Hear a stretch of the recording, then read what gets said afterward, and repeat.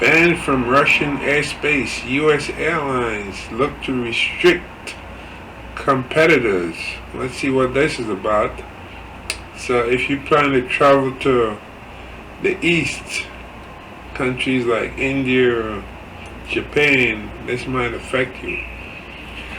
Unable to fly through Russian airspace because of the war in Ukraine, U.S. Airlines are stepping up a lobbying campaign at Capitol Hill and at the White House to address what they say is a growing problem. They are losing business to foreign competitors who can take passengers between the United States and Asia faster and more cheaply, effectively banned from the polar routes that save time and fuel between the United States and an array of destinations on the other side of the world.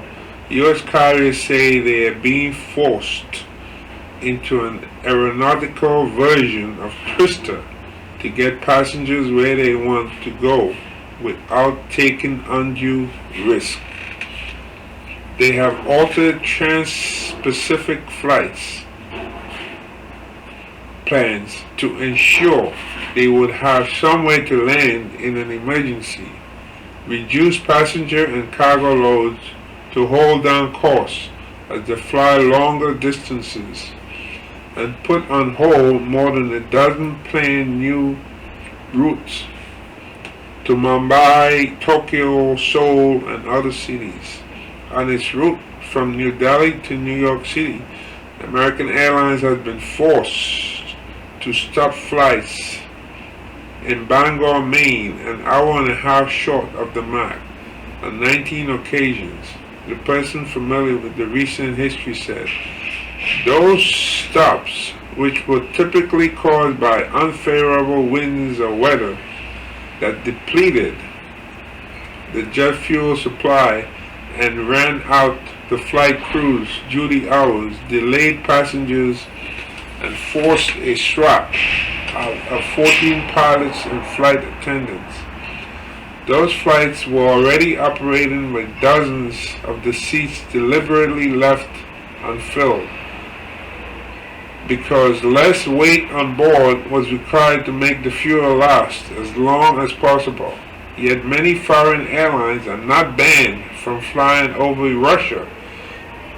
U.S. airlines and their lobbyists say, and are winning more passengers on routes to and from the United States as a result.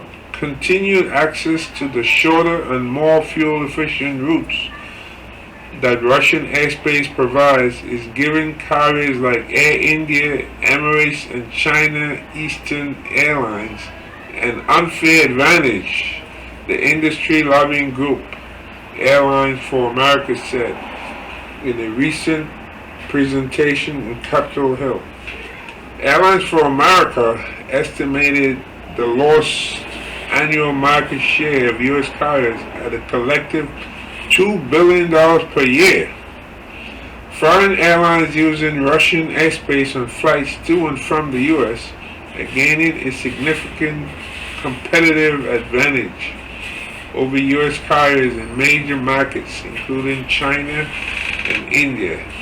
The presentation dated February said, this situation is directly to the benefit of foreign airlines and at the expense of the United States as a whole, with fewer connections to key markets, fewer high-paying airline jobs, and a dent in the overall economy. U.S. airlines for years had access to Russian airspace through a series of agreements with Moscow. In exchange for that access, they and other foreign airlines paid fees to the Russian government for air traffic control support that amounted to hundreds of millions of dollars per year, according to an airline official and an industry advocate. But after Russia's invasion of Ukraine last year prompted government officials in the United States, Britain, Canada, and Europe to ban Russian aircraft from flying over their airspace, President Vladimir Putin of Russia immediately prohibited the United States and other supporters of Ukraine, including Canada and much of Europe, from flying through his skies. So see, this is a tit for tat then. What did they expect? You know, they probably should have never banned Russian airlines from flying here.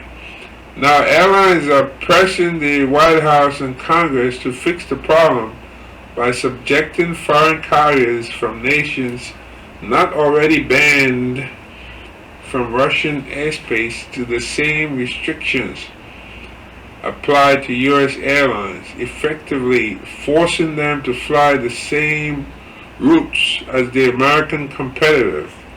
Well, is that fair? The Biden administration should take action to ensure that foreign carriers overflying Russia do not depart, land, or transit through U.S. airports, said Molly Collier, an Airlines for America spokesman. The proposal appears to have gained traction with the Transportation Department, which recently drafted an order that would ban Chinese carriers that fly passengers to the United States from flying through Russian airspace, according to 3 people who were briefed on the order. The order was presented to a group of Biden administration officials, including members of the National Security Team, on Monday. 2 of those people said, and has been under consideration this week, along with other proposed policy. Transportation Department officials declined to comment, but national security officials are mindful of the potential diplomatic consequences of steps aimed at a longtime ally like India, or of adding further tension to the already strained relationship with China. A spokesperson at the State Department, which is involved in an interagency government review of the airspace issues, said the department was aware of the concerns and regards the safety of U.S. citizens on foreign soil as a top priority.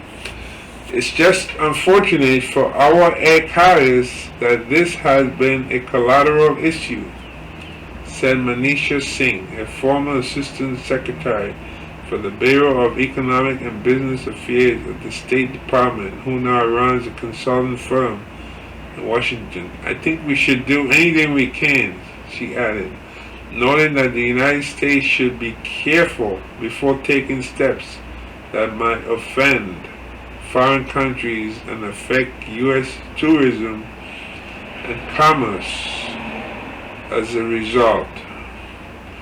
So let's see here if we can go down to some of the costs. This is here. Alright. So let's see right here. But the cost differential is notable. As of Wednesday, the outbound leg of an April round trip journey from New York's Kennedy Airport to New Delhi's Indira Gandhi Airport cost about $1,500 and was estimated at 13 hours and 40 minutes, right, on Air India, according to Travelocity. The most comparable flight on a U.S. carrier, a $1,740 American Airlines trip with estimated flying time of 14 hours and 55 minutes. So that would be an extra hour and 15 minutes right there. And you're paying more. You know? So that would be $240 more. Why would you want to do that?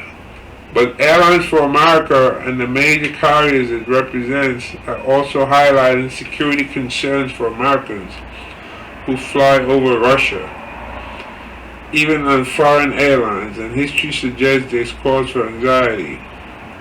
Okay, so they go on to talk about the Malaysian airline that was shut down and so forth, and the Ryanair flight from Greece to Lithuania was diverted to Belarus. Brittany Griner, I don't think that has any bearing whatsoever. You know, I think the mistake is that they ban the Russian flights. Once you ban Russian flights, of course, the way things work, the Russians are going to do the same. Same thing they do with China. Like, if you do something negative toward China, they'll do the same too. So, you know, that's how it works. Unfortunately, it's they engage in a tit for tat.